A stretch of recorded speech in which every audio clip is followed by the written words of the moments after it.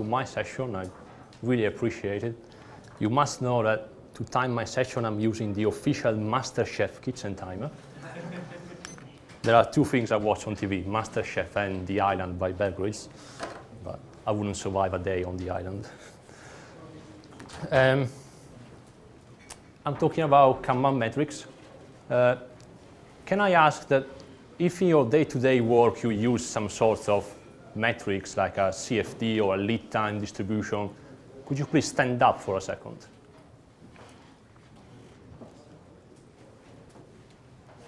Okay. Some people, okay, not bad. So that's me, ciao. My name is Mattia Battiston. I'm from a small town in Italy called Verona. You might know it as the city of Romeo and Juliet. It's a very romantic city. I'm a software developer for Sky Network Services. You might know what Sky is. We are the department that does the telephone and broadband. The way I usually explain it to my wife is that we make the internet work most of the time. I help teams get started with Kanban and metrics over there. So this is a shorter presentation of what I use internally. I go through what metrics we use in my team and what we've learned from it. If you have no idea what you're doing with Kanban, you might want an introduction first, but I guess if you're all here, you should be able to follow anyway. And anyway, most metrics are quite intuitive if you know how to use them. So I'll be teaching you, don't worry. I guess we want to start with why. Why do I want to bother collecting metrics? What problem am I trying to solve? We identified these two main reasons. First one is we use metrics to drive our continuous improvement process. So metrics give us an indication of where we can improve. Then we introduce a change and use metrics again to decide if the change was successful or not. So it's one of the feedback loops of Kanban. And the second main reason is to forecast the future. If you've heard the other talk about no estimates, it's something very similar. So when you're asked for an estimate, you use all the historical data that you're collecting to run a simulation and forecast the future rather than just using gut feeling. Oops. This second topic is quite big in itself, so I'm only going to touch on it today. But if you want to know more, there are a bunch of links at the end of the presentation, or you can come and have a chat later. It's really important when we talk about metrics that we keep what I call a systemic approach. So your metrics must be about your system, not about the people. It's only by improving the system that you improve your performance, not by changing what people do. And also, you can't just look at one metric to decide if you're improving or not, because that will probably be a local optimization. So we always look at a set of metrics, and only when all of them are improving, then it means that we're actually improving. So, you can't really see very well. Could we maybe turn off this light? But I can't talk about the metrics we use without explaining how we work. So this is the main board of the team I work for. We do use an electronic tool. We use Jira, but that's configured with quite a generic workflow to fit all the teams that we have. So it's just to do in progress done, basically. So we map our real workflow on our physical boards. We have pretty much a physical shop. These colored placeholders that you see in pink, blue, and green, they are our WIP limits. So an empty placeholder represents a pull signal, and we print the cards and we put them in those placeholders. Stories enter our system in this column called next. Those are the next 3 top priority stories for us. And that's our commitment point. When a story enters next, we have decided that we're going to work on that story and we're going to finish it as soon as we can. It's really important that you recognize your commitment point, because that's when the clock starts ticking. that's when your lead time or cycle time starts. And then the story go through development and what we call functional testing, and then in this column called waiting for cut. Most of our applications still follow an iteration-based release cycle. So stories would waiting for cut until the end of the iteration, then we do a cut, that becomes a release candidate that goes through release testing, and then is released and goes to production. But for newest applications, instead we follow an on-demand release cycle. So as soon as a story reaches the waiting for cut, we do a cut and try to release as fast as we can. And then we got some stories that we call direct. They are just things that have to be done, like replying to an email, writing a report, tasks that are not really a user story, but they help your team, and they go straight from development to done. These are 3 different work item types. It's really important that you recognize your work item types, because most of the metrics only make sense on a per work item type base. You can't compare the time of 2 different work item types. In particular, if you look at the on-demand stories, we have the full control over the whole workflow on our board. So we have full control over the full time that it takes to get from next to done. So we call that lead time, and we can optimize the full lead time. But for the stories of iteration-based type, we can only have an impact on the time that it takes to go from next to cut. The rest of the time, we have to wait for the end of the iteration, wait for the release. So we can only have an impact on this time. So we call that cycle time, but just to distinguish between the 2 of them. The industry is not too clear about how to use cycle time or lead time. That's how we use it, just to make the distinction between the 2 of them. Collecting the data is extremely easy for us. We bought a rubber stamp from Amazon for 6 quid. And on our cards, we've got this grid at the bottom, A, B, C. They all represent a column on our board. So every time a card moves from one column to another, we stamp it. So we are recording transitions between states on our board. And this is really all we need. From this little piece of information, you know how long the story has been in each state. You know how long your lead time or cycle time was. And you can reconstruct information like how many cards were in each state on every day. And then every now and then we get all the cards and copy all the dates into a spreadsheet. It looks like this. We've got some basic information about the stories. And then for each state of our board, we input the date when the card has entered that column. And this is all the input we have to put in our spreadsheet, really. It takes 30 seconds in the morning. All the metrics that I'm going to show you are calculated automatically from this input. It's worth mentioning that we tried a few tools before going for a spreadsheet. But like David was saying this morning, we found that most tools do something well, but not everything. And so we still prefer to use a spreadsheet because it gives us the flexibility of analyzing the data like we want and reorganizing data, running what-if scenarios. We didn't find tools that do this well enough yet.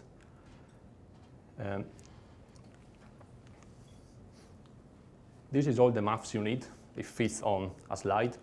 I'm not going to go through it because you're all really smart people, and I'm sure you remember this from your days at school. And even if you don't remember it, you've got all the formulas ready-made for you in Excel. So don't worry.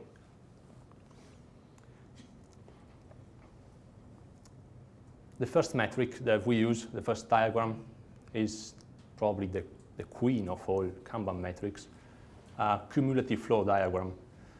It's often just called a CFD, and you might all have seen it before, so I'm going to go quite quickly through this, but it just shows how many cards how many stories are in each state on each day. So on this day, we had 15 stories in done, 5 stories in release testing, 1 story in functional testing, 1 story in development, 2 stories in done.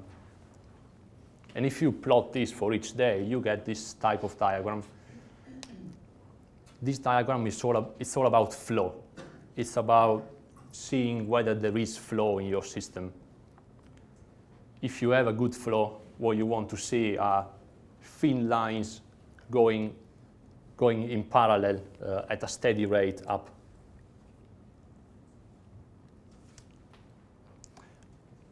Sounds easier than it is. I mean, this is really nice and colorful. You could print it and put it next to your board, and it looks really pretty. But I find that it's quite hard to use in practice. So I'll tell you how we use it in our team. We used it in retrospectives in the past to recreate the story of what was going on in a particular amount of time. This is taken from a period of time when we had only 1 tester because 1 was away. And that tester was working on release testing. And that's this big block of blue stories that don't move forward because release testing takes quite a while in our team. And above it, you can see this block of light green that is growing and growing and growing. And those are stories waiting for functional testing. At the time, our test manager gave us a policy that developers are not allowed to help testers.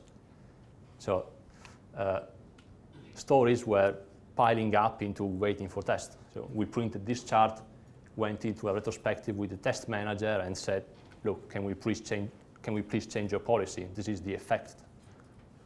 And we did. When you show people data and diagrams, they tend to listen to you more. We used it to demonstrate the effectiveness of our changes.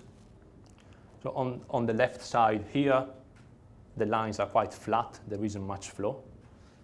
At the time, we had 6 developers, but we work in pairs, so we had 3 pairs of developers. And we changed the WIP limit in development from 3 to 2. So we introduced more slack in our system. And you can see that the lines are now going up at a much faster rate. There is a much better flow. You can use the CFD to decide what to work on today. Like if you plot all the states, you can see if any line is becoming too big, so you can do something about it. And you can do some rough forecasting using the CFD. In a CFD, you can read the amount of work in progress if you look at the vertical distance between the next and the done.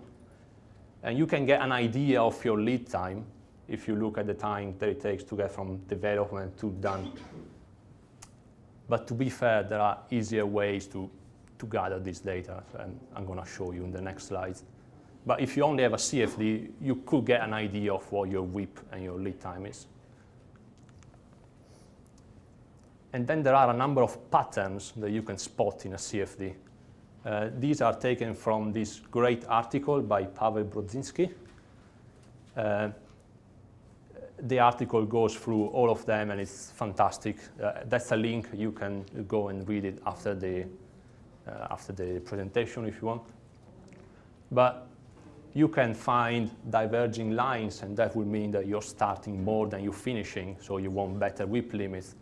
You can find these steps, which means you're working in batches, and you probably want to release more often, or again, lower your WIP limits.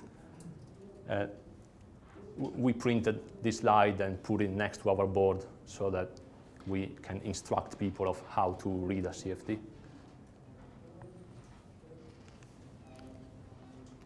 There are some metrics that we look at for delivery time. And this is another really famous one. It's called control chart.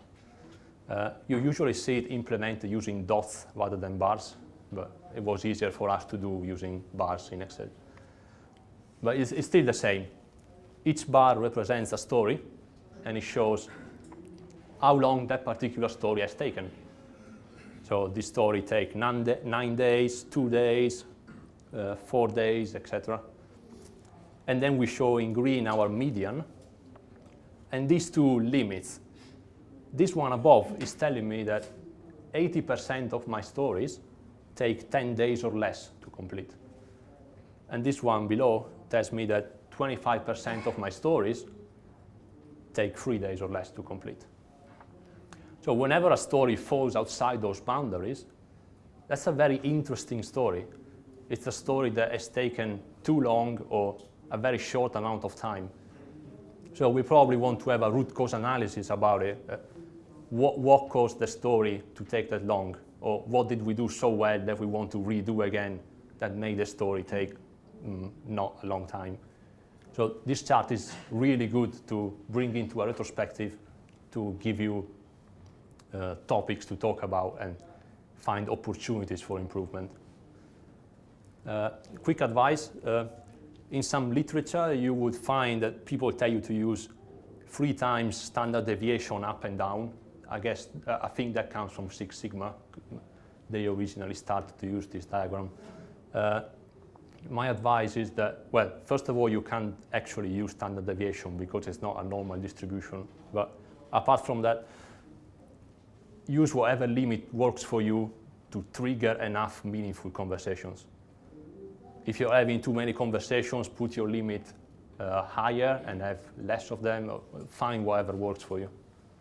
But it's only a trigger for useful conversations. We look at some stats about our lead time and cycle time. And it's worth noticing that we have an all-time view, but also a since a particular point in time view. If you're really doing Kanban, your system is probably continuously evolving and changing and hopefully improving. So we usually only look at the last 4 or 5 months, maximum 6 months of data. Data that is older than that is probably not representative of your current process anymore. So you need to decide, how old do I want my data to be? Typically, we look at the median, the standard deviation, to get an idea of what our variability is, and some percentiles. But we also like to show it visually. This is the median of the cycle time for each iteration. Keep in mind that this is only for one work item type. So all of these metrics, apart for the CFD, they are all based on a single work item type.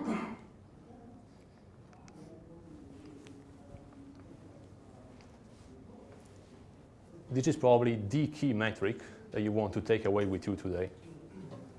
This is probably the one that you get the most benefit from.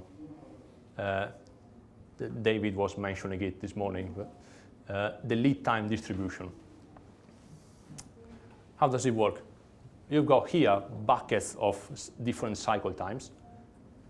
And here we are counting how many stories have taken that long.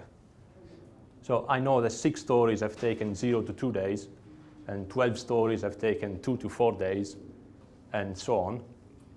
So I'm counting how many stories have taken this particular amount of time.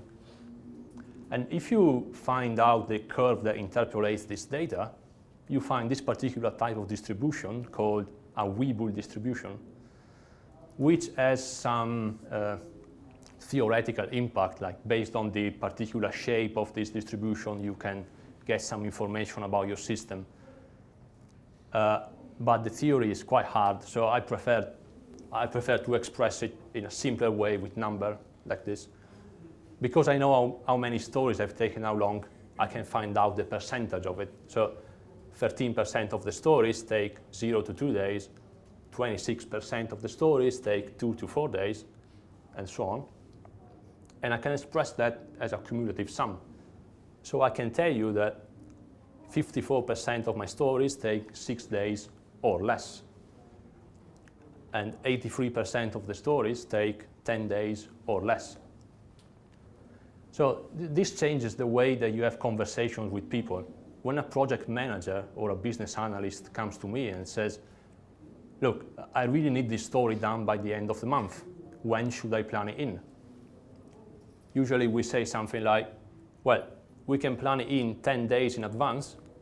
That way we are 83% confident that we are going to get it done in time. Or we can risk it and start it 6 days in advance. But that way we have 50% chance of missing the deadline. So it changes the conversation from estimates to talking about risks. Can we afford to not make this story by a particular date? And this is the sort of data that you want to have to run your forecasts and run your simulations. You randomize extractions and create a model about your system.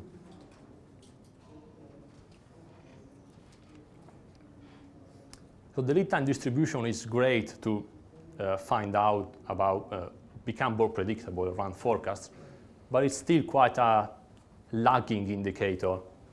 It doesn't give me information when problems are still happening.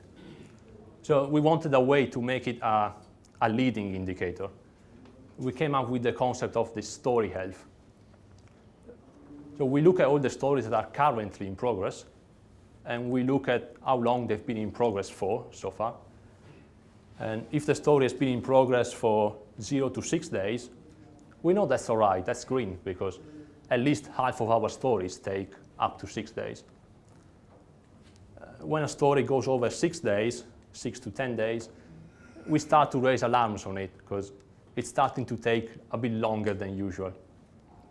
And then if it goes over 10 days or 14 days, those are really strange stories. We escalate them. There's something wrong with them. This information is great to have at stand-up to decide what you should be working on. If we have some yellow or red stories, we would swarm on them, put more pairs on them. This might be quite specific for our context, but it's an example of how you can use your data to drive arguments and drive discussions. This shows for each story how long it spent being ready for the cut, and then the amount of time just waiting for the end of the iteration and then waiting for the release. And you can see that the pink is the majority of time. So we took this diagram to the release management and said, look, this is the effect of using big batches like an iteration. All that pink is a waste of time. The story could have been in production for all that time, delivering value and giving us feedback. So can we release more often? And we did. That's why newest applications follow an on-demand release cycle, and we can release more often. It's an example of how you can use your data to convince people of the economic impact of their decisions. We use some metric for predictability, but first I need to tell you a fun fact. When you join Sky, they send you to Osterley when we have the big TV studios, and you get to take a picture in front of the weather forecast screen. And you can go like, oh, tomorrow there are chances of rain. And you're pretty much always right, being London. So it's highly predictable. For predictability, we look at the throughput. Throughput means how many things get done in a particular amount of time. The rest of the flow still uses the iterations, so we use the iteration as a cadence. So we count how many cards are done in a particular iteration. And we get some stats about how the throughput is changing over time. And the throughput is if you were into the Vasco session, you saw how the throughput can make you really predictable. Our problem with throughput is that in different iterations, we might have a different mix of work item types. We might have iterations where we only play these iteration-based stories, and they tend to be quite slow, so the throughput will be quite low. Or iterations where we play a lot of direct stories, and they tend to be quite fast, so we complete a lot of them. So the throughput is quite predictable on a per work item type base, but it's quite hard to compare the throughput of different iterations. And then we keep track of the amount of work in progress. We know how many cards were in each state every day, so we know how much work in progress we had each day. And we take the average of the daily WIP over a particular iteration. But again, you need to be careful with different work item types, because sometimes what counts towards the WIP changes. For iteration-based stories, it only counts in the WIP if they are still in the iteration. But for the on-demand stories, it counts across the whole board. So you need to decide for you what counts towards the WIP limit and what doesn't. And we use the throughput and the WIP to apply Litter's law. And who knows what Litter's law is? Okay, not many. Litter's law is one of the key theories that Kanban is based on. And it says that the average lead time in a stable system, the average lead time is given by the average work in progress over the average throughput. In plain English, this means that if you're working on a few things at a time, those things will get completed faster. So over time, you will complete more things. It sounds like common sense. And because of those problems with counting the throughput and WIP we had, Litter's law is not always visible in our system, but if you look over here, the red line is the WIP, and it's quite high. We have a high cycle time and a low throughput. Then the WIP goes down, the cycle time is going down, and the throughput is quite high. And the WIP goes up again, we have a high cycle time and a low throughput.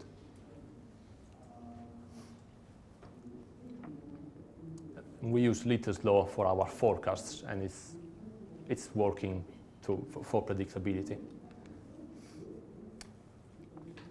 Right. I apologize in advance because some people have quite strong feelings for or against story points. So I'm only showing you my data. Please don't throw anything at me. So when I joined the team, we were doing planning poker and fingers in the air. And we kept track of, for each story point, how long that story was taking. So stories of 1 point were taking from 2 days to 10 days. Stories of 2 points were taking from 2 days to 20 days. Stories of 3 points were taking from 6 days to 18 days. So we found very little, almost no correlation between the story points and the cycle time.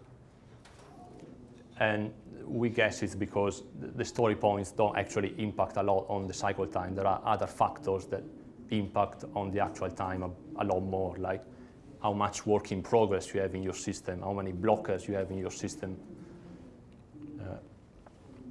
And Vasco was showing similar results. Other people in the industry are showing similar results.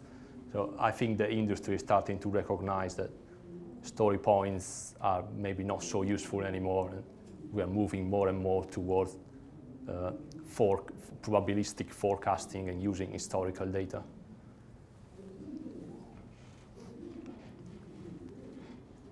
We wanted a fun way to visualize our data.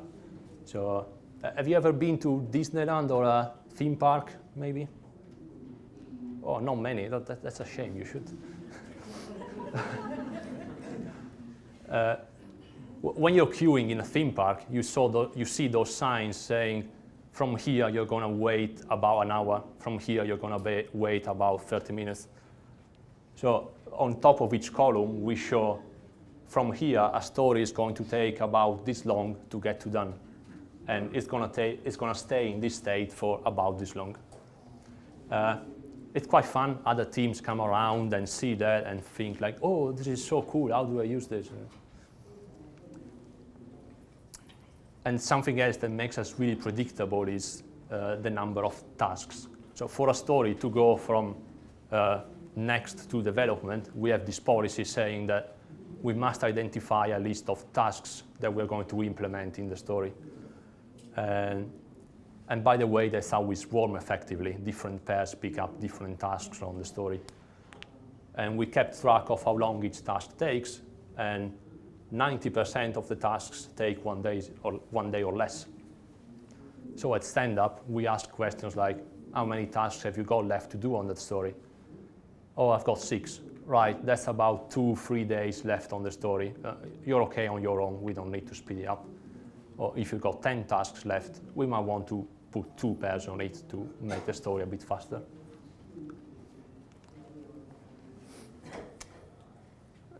We don't have a huge problem with quality. I guess our engineering practices are quite good. We do TDD, BDD, etc. So we never refine the quality metrics a lot, but we keep it quite simple. We count the number of stories and the number of bugs and express it as a percentage. And we like to express it in this way as well. We have 1 bug every 6 stories, more or less. So if I'm planning in the next 10 stories, I know that I should allow for 1 or 2 bugs to appear at some point. And we also show how many bugs we have in a particular iteration. You can see that most of the iterations have had 0 bugs or just 1 or 2. So we never needed to improve these metrics a lot. This is enough for us. And then we have some metrics for continuous improvement in general. This is definitely my favorite one, the flow efficiency. On our board, in our system, we know which states we consider as value-adding because someone is working on the story, and which states are simply queues. So the story is simply waiting in that state for someone to pick it up. Maybe it's waiting for a developer to be available. Maybe it's waiting for a tester to be available. And if you get the percentage of time in the value-adding states, that's your flow efficiency. 50% looks quite suspicious, but I think that's because we're only looking at our team. If we were looking at the customer time, like from the start of a project to the end, we will get less than 10 probably, like the rest of the industry does.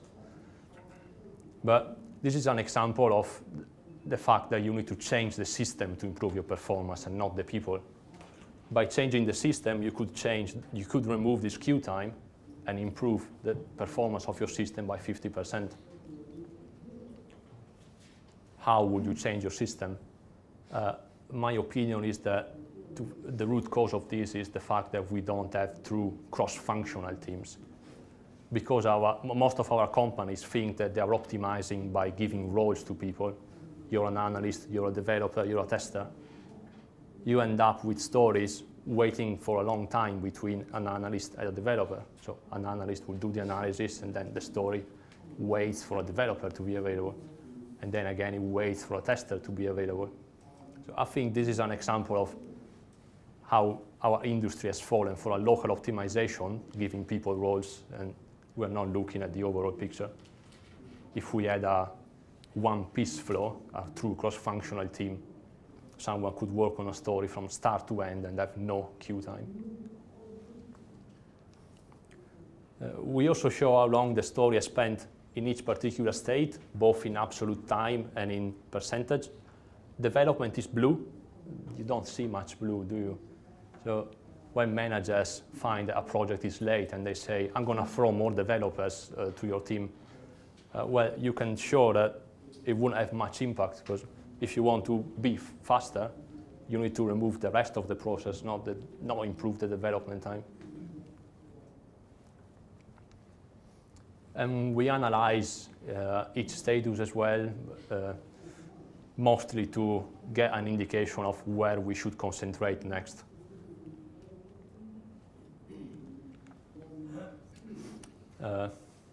So to wrap up, we did a retrospective. These are the results of a retrospective we had in our team. What do we like about metrics? They drive the changes to our process, and we use them to validate experiments and arguments. They enable forecasting. We don't do estimations anymore. We simply do forecasting. And they help us answer the question, what should I work on today? The amount of learning that you can get from your data is infinite. You can keep rearranging data, analyzing it in different ways, and learn interesting things about your process. And we really like Google Spreadsheet for the simplicity that it gives you. Don't automate too much. Don't run to buy a tool. My suggestion is do things manually for a while whilst you're learning what you're looking for, and then find a tool or build one that does what you want. And don't stress for over precision. You're looking for trends. Are we improving or not? But it doesn't matter if you're off one day. You're only finding trends. Only keep the last set of months, whatever makes sense for you. And remember that you're dealing with people, and they are inside the system and they know it really well. So if they tell you something that don't match with your data, they might be right, your data might be wrong. Especially at the beginning, make sure that you're doing it right before you contradict people just based on data. It's really hard to get the team on board. I had to start doing this by myself, collecting data and putting it in a spreadsheet. And only when it started to deliver value, when they started to feel a value from it, then they got on board.